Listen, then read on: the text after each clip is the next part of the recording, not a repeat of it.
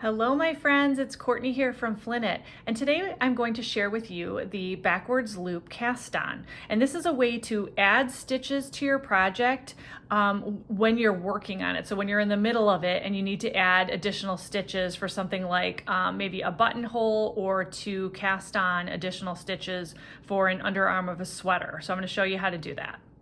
All right, so here I am with my work in progress, and I would like to add a few additional stitches to my working needle right here. So to do that, I am going to grab my working yarn in my left hand, and I am going to use my thumb and swoop up that working yarn that creates kind of a loop around my thumb, and then use my right needle to pick up that loop and pull it onto your needle.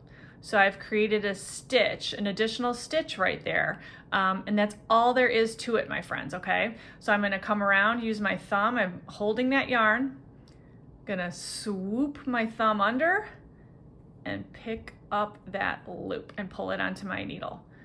Swoop, pick it up, and there you go. Okay, so that is the backwards loop cast on, and I hope you found this useful, and I can't wait to share more with you guys next time. Thanks so much for being here.